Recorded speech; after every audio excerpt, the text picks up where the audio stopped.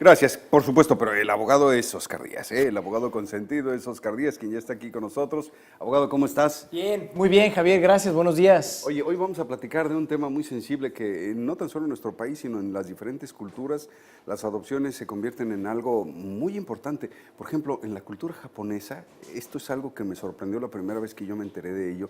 Es tan importante para ellos la conservación del apellido que por eso tenemos allá en Japón marcas muy trascendentes, muy antiguas, que siguen perteneciendo a las mismas familias. Pero ¿sabe qué?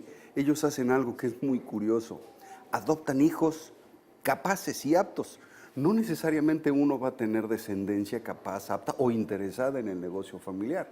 Sin embargo, lo que ellos hacen es adoptan a adultos que ya demostraron tener aptitudes, capacidades y amor por el negocio, después los adoptan, les dan su apellido y resulta que continúan con la tradición familiar.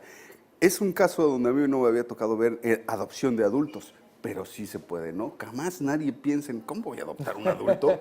Sí se puede. Bueno, Sí, tiene que ver, Javier, con las leyes de cada país, Sí, tiene claro. que ver con las costumbres de cada país. Tú nos pones un gran ejemplo, el de Japón. Aquí en nuestro país es algo que no se hace, lógicamente no tenemos esa costumbre y desgraciadamente no tenemos ni siquiera la costumbre de la adopción hacia menores, ¿no? Este es un tema también álgido y delicado por eso, porque, y ahorita lo vamos a ir desarrollando, hace mucha falta la cultura de la adopción. Hay muchos menores, hay muchos bebés, muchos niños que están esperando a alguien que llegue y los pueda adoptar y los pueda recoger y los pueda hacer parte de una familia que les permita desarrollarse con todas sus capacidades a plenitud y desgraciadamente pues ahí se quedan a la espera durante mucho tiempo, ¿no? Mira, para empezar, ¿qué es la adopción? Pues todos tenemos ya un concepto general seguramente que es la adopción.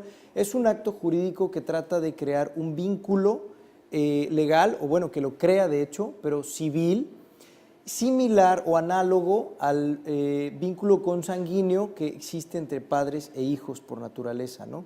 Y por tanto crea derechos y obligaciones también similares, análogas, ¿no? ¿Esto qué hace? Pues hace que se tomen responsabilidades de alimentos, por ejemplo, que son recíprocas entre padres e hijos, por cierto, a veces pensamos que nada más es de padres hacia hijos, sino también es de hijos hacia papás. Bueno, cuando hay una adopción, pues se toma esta como una de las principales obligaciones. Tenemos también, por ejemplo, derecho a herencia, tenemos también derecho natural a herencia, como si fuera un hijo consanguíneo.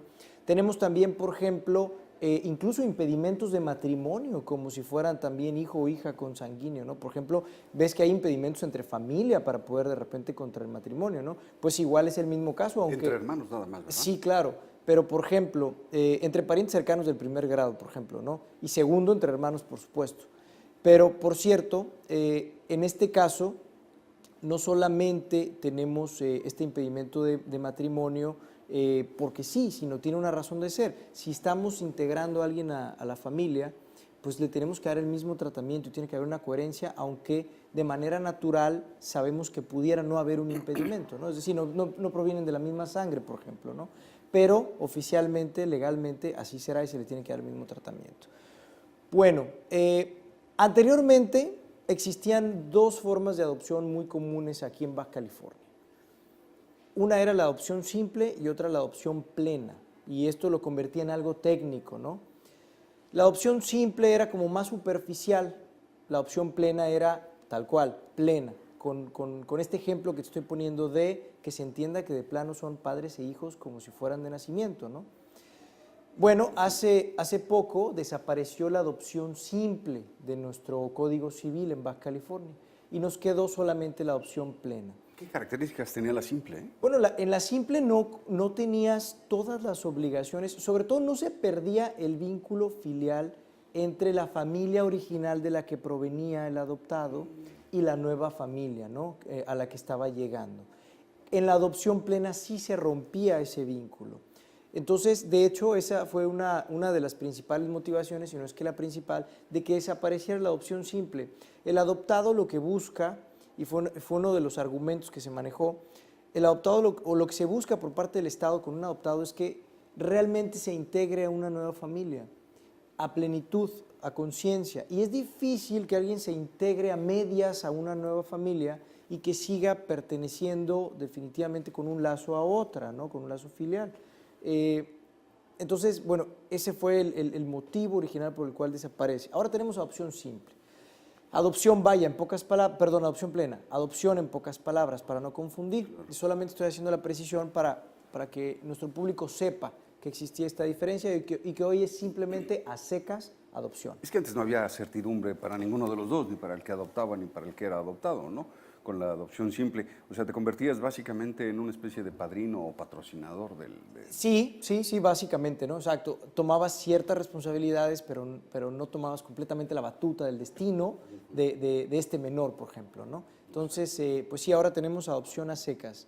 Ahora, el problema, ahora que tenemos adopción a secas y que lo que se está buscando es privilegiar la posibilidad de que se den las adopciones, el problema es que siguen sin darse, ¿no? No obstante que se intenta trabajar en facilitar estos trámites, pues pareciera que no se termina de lograr ese objetivo, porque todavía hay muchos menores obviamente en rezago, ¿no? Hay muchos menores que llegan bebés, pero hay muchos que son ya de una edad entrada, ya una edad mediana.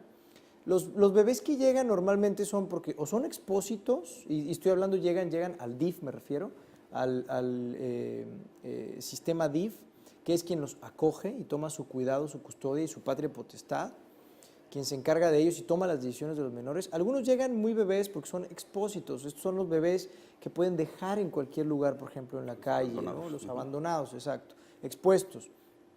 Otros son menores que les han quitado a sus papás, y aquí, por ejemplo, acabamos de tener un asunto trágico hace unos días aquí en la ciudad, y se ha criticado y se ha manejado en medios la situación de que pues, tal vez el DIF en tiempo pudo haber hecho más por recoger a esos menores, no sé si por enterarse a plenitud o por recogerlos si es que lo sabía. Pero bueno, esa es chamba del DIF, el recoger a estos menores para cuidarlos y protegerlos cuando con sus padres, con quien tienen la custodia de la patria potestad, no están protegidos y no están salvos, ¿no? Entonces, bueno... Perdón, déjame hacerte una pregunta aquí que en una charla anterior me quedé con esa duda. Cuando finalmente el Estado le recoge a sus hijos a padres irresponsables o indolentes, ¿qué pasa con los padres? ¿No son obligados a la manutención de los menores como debiera de ser? Digo, No. tú no tienes capacidad de cuidarlos, pero sí la obligación de mantenerlos. Así como cuando les retira la patria potestad y se le entrega a, a su pareja, de todos modos están obligados a la manutención alimenticia. No, en el caso en que se recogen por el DIF, pierden la patria potestad y van a ser entregados a alguien más en adopción, no hay